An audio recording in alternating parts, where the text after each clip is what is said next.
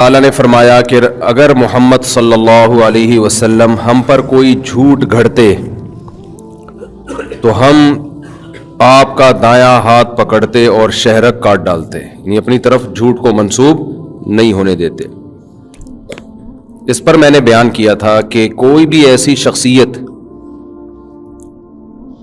جو اللہ کی طرف غلط بات کو منسوب کر رہی ہو اور لوگوں میں اس کا اثر رسوخ بھی ہو تو اللہ ایسے شخص کو پنپنے نہیں دیتے، اس کو رسوا کر دیتے ہیں اللہ تعالیٰ۔ تو نبوت کا دروازہ تو بند ہے، اب ظاہر ہے یہ کام مذہبی اسکالرز کر سکتے ہیں، تو مذہبی اسکالر بھی کوئی ایسی بات کریں گے جن کو فالو کرنے سے لوگ گمراہ ہو رہے ہوں تو اللہ اس کو بھی نہیں پنپنے دیتے۔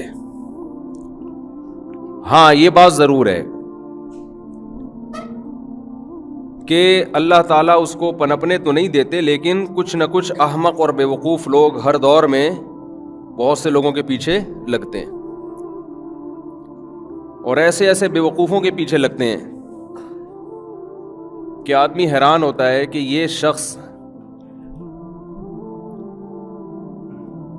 جسے نہ بولنے کی طاقت ہے نہ اس کے پاس معلومات ہیں۔ یہ روحانی لوگوں کو دیکھ لو نا، جو روحانی ڈرامے باز ہوتے ہیں نا، ان کا حلقہ بہت بڑا ہوتا ہے، ان کا حلقہ بہت بڑا ہوتا ہے۔ تو آپ کہہ سکتے ہیں کہ یہ تو ڈرامے باز ہوتے ہیں تو اتنے لوگ ان کو فالو کیوں کرتے ہیں، اللہ ان کو پنپنے کیوں دے رہا ہے؟ اصل میں اللہ تو پنپنے نہیں دے رہا ہوتا۔ سب سے بڑی بات یہ کہ ان کی جو باتیں ہوتی ہیں نا، ان کے نہ کوئی سر ہوتا ہے نہ کوئی پیر ہوتا ہے، تو عقل مندوں کی نظر میں 2-3 جملوں سے ہی ان کی حیثیت سامنے آ جاتی ہے۔ لیکن ایک مشہور مقولہ ہے کہ اگر اللہ عقل سے پیسے دیتا تو بے وقوف لوگ بھوک سے مر جاتے۔ تو ایسے ہی یاد رکھو، یہ جو فین فالوئنگ ہے یا عقیدت محبت، اس میں بے وقوف لوگ جیسے رس میں بہت دفعہ آگے ہوتے ہیں نا، تو بے وقوف لوگ ان چیزوں میں بھی آگے ہوتے ہیں۔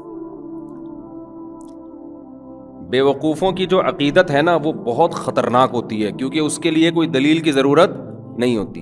وہ جب عقیدت کسی سے کرتے ہیں تو بہت ڈینجرس عقیدت ہوتی ہے، کیونکہ وہ سمجھتے ہیں کہ ہم جس کو فالو کر رہے ہیں بس یہ بزرگ ہیں۔ جب کسی کو بزرگ مان لیا، دیکھو یہ جاہل لوگ، ان کے ہاں نبی کا جو مقام ہے نا، ہم جب نبی مان لیتے ہیں تو پھر نبی دن کو رات کہیں، ہم نے کیا کہنا ہے؟ رات۔ پھر ہمیں دن کو دن کہنے کی اجازت ہے؟ جب ہم نے یہ مان لیا کہ پیغمبر وہ بات کہتے ہیں جو اللہ کہہ رہا ہے، تو اللہ غلط کر سکتا ہے؟ غلط کہہ سکتا ہے؟ نہیں کہہ سکتا۔ تو پیغمبر دن کو رات کہیں، ہمیں رات کہنا ہے، رات کو دن کہیں، ہمیں دن۔ تو جو لوگ بزرگوں کو پیغمبر کا مقام دے دیتے ہیں تو ان کی نظر میں ایک امتی کو جو نبی سے عقیدت ہوتی ہے، وہ عقیدت ان کو ان بزرگوں سے ہو جاتی ہے جو ان کے خود ساختہ بزرگ ہیں۔ پھر وہ جتنی لمبی پھینکے گا نا اتنا بڑا بزرگ کہلائے گا۔ میں سمجھا پا رہا ہوں اپنی بات؟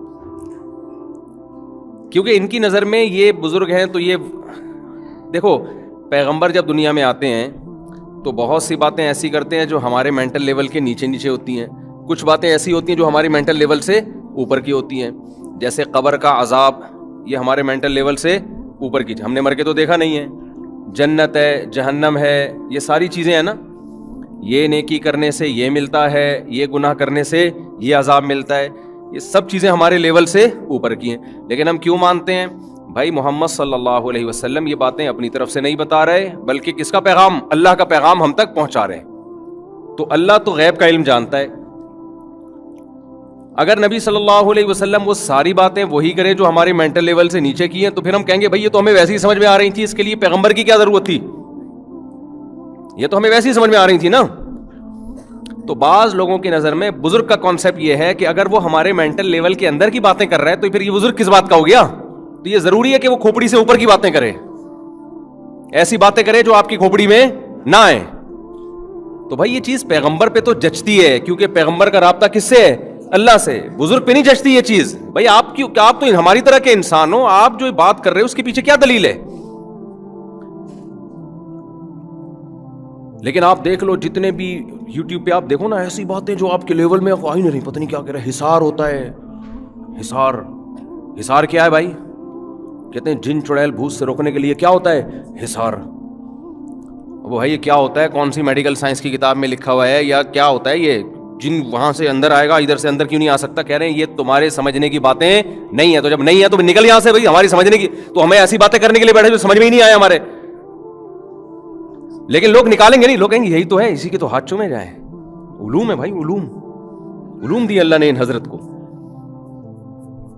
ایک کانسیپٹ جن چڑیل بھوت کا وہ ہے جو اسلام نے دیا ہے، وہ ہم مان لیتے ہیں بھائی اللہ جانتا ہے. ہم چڑیل تو نہیں ہوتی، جن کی لیڈی کو چڑیل کہہ دو آپ پیار سے. ظاہر ہے جیسا جن بھیانک ہوتا ہے اس کی وائف بھی ایسی بھیانک ہی ہوگی نا. کیا خیال ہے؟ تو اردو میں اس کا نام چڑیل رکھ لیا. وہ ایک آدمی کی بیوی پہ جن آ گیا نا، کسی نے آ کے بتایا تیری بیوی پہ جن آ گیا ہے، تیرے بھابھی پہ جن آ گیا ہے، تو کہہ خود ہی بھگتے گا. اس کو ٹینشن ہی نہیں ہوئی، اس کو جن پہ ترس آیا. اس کو کس پہ ترس آیا؟ جن پہ. کہ یار غلط جگہ آ گیا جن پہ. وہ ایک آدمی سے کسی نے پوچھا نا، اگر شیر حملہ کرے تیری ساس پہ اور تیری بیوی پہ تو کس کو بچائے گا؟ ساس پہ حملہ کیا اور بیوی پہ حملہ کیا تو کس کو بچائے گا؟ کہہ رہا شیر کو بچاؤں گا میں. مجھے پتہ ہے شیر کے ساتھ بچہ ہونے والا نہیں.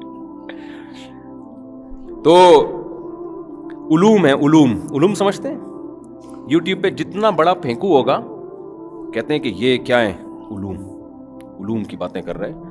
اچھا خوب سمجھ لو کہ ہمارے ہاں بڑا عالم، چاہے وہ میڈیکل سائنس میں ہو،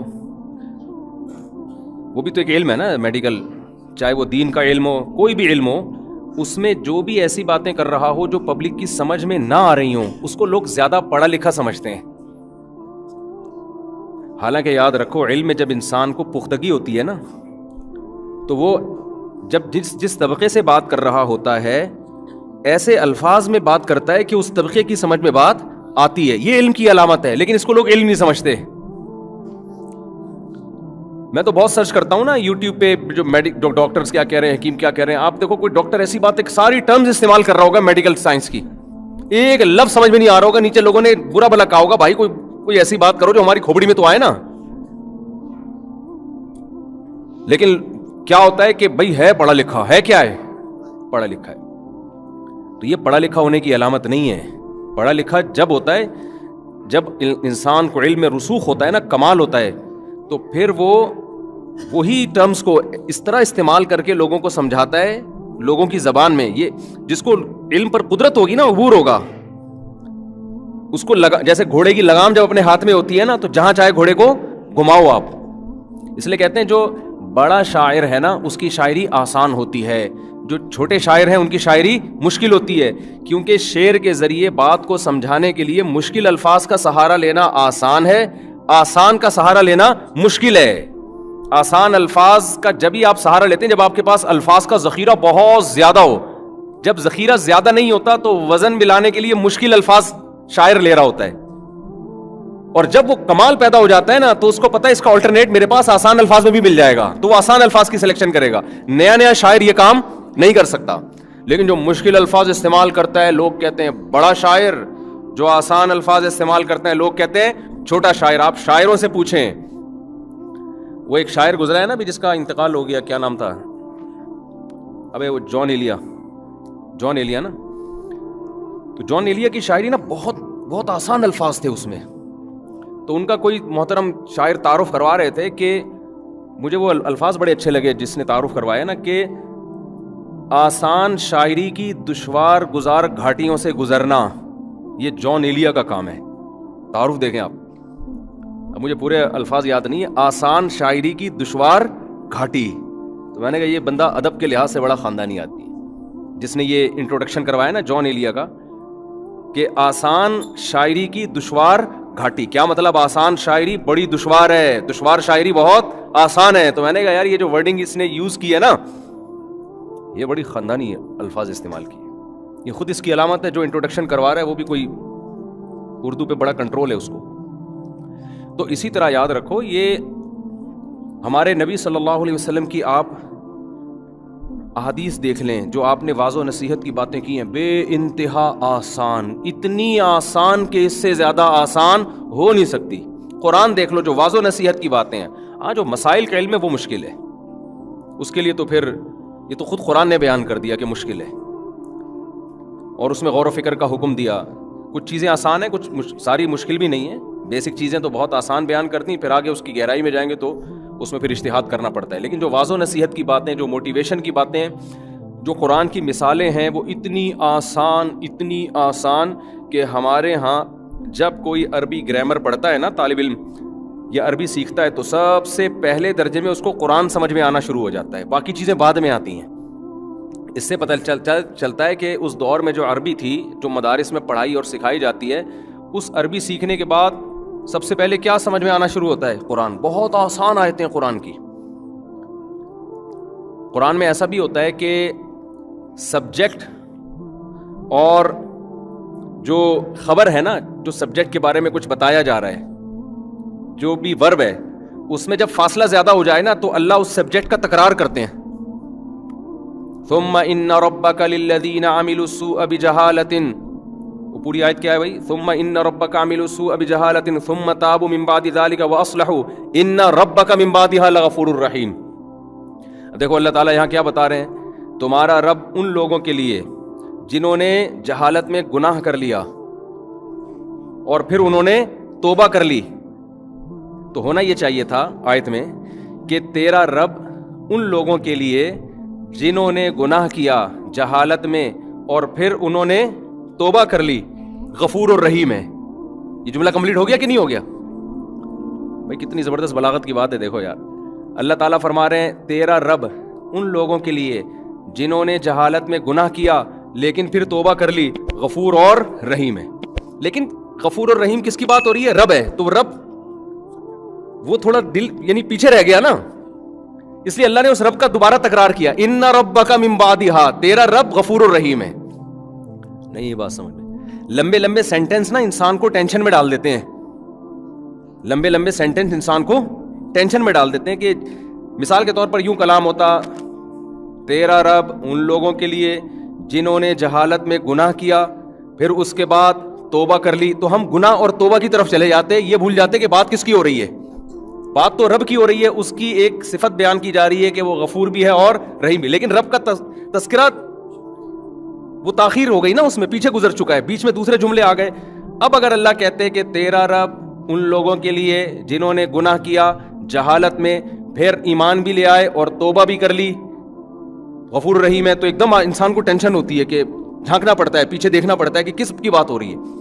اب چونکہ مبتدا یعنی سبجیکٹ جس کی بات ہو رہی ہے اس کے بیچ میں لمبا سینٹنس آ گیا ہے، تو اللہ نے ان ربک من بعدھا، تیرا رب ان سب چیزوں کے بعد بھی غفور الرحیم ہے۔ اب من بعدھا میں اللہ نے پھر یہ نہیں کہا کہ جو جرم کر لیں اور توبہ کریں، بلکہ من بعدھا کا مطلب ان سب کے بعد بھی کیا ہے؟ تیرا رب غفور اور رحیم ہے۔ تو قرآن میں بہت ملے گا، یہ بہت آسان، بہت آسان۔ جہاں لمبا جملہ ہو رہا ہے اللہ نے سبجیکٹ کو دوبارہ اس کو تکرار کر دیا۔ اصولی لحاظ سے عام طور پر کلام میں یہ چیز معیوب سمجھی جاتی ہے، عام زبان میں جب ہم بات کر رہے ہیں نا تو اس کو معیوب سمجھا جاتا ہے، لیکن قرآن میں یعنی جس چیز کو بسا اوقات ہم معیوب سمجھ رہے ہوتے ہیں، قرآن کی نظر میں وہ معیوب نہیں ہے، کیونکہ قرآن کہتا ہے کلام کا مقصد ہے لوگوں کے دلوں پہ اثر ڈالنا، تو اثر ڈالنے کا وہ طریقہ اختیار کرنا کہ آپ زبان کے قوانین میں الجھ کے رہ جاؤ اور وہ کلام مؤثر نہ ہو، اس سے بہتر ہے قانون توڑ دو، لیکن کلام اس طرح انداز سے کرو کہ لوگوں کے دلوں پہ اثر کرے۔ نہیں یاری کھوپڑی میں میرا خیال ہے، دیکھو کھوپڑی کا لفظ سنتے ہی ایک دم لوگ مائل ہو جاتے ہیں، حالانکہ کھوپڑی کا لفظ نامناسب ہے۔ عام آپ کہیں رشتہ لینے کے لیے جاؤ اور آپ سسر صاحب سے بولو، ہونے والے سسر سے، کہ آپ کی کھوپڑی میں بات آ گئی ہے کہ میں مناسب ہوں آپ کی بچی کے لیے، فوراً کک آؤٹ کر کے نکال دیں گے، تمہیں بات کرنے کی تمیز نہیں۔ اب آپ دلیل دیں کہ مفتی طارق مسعود تو جمعے کے بیان میں کہتے ہیں کھوپڑی میں بات آ رہی ہے کہ نہیں آ رہی، تو ایک ہی لفظ کھوپڑی ایک جگہ پہ نامناسب ہے، دوسری جگہ پہ کیا ہے؟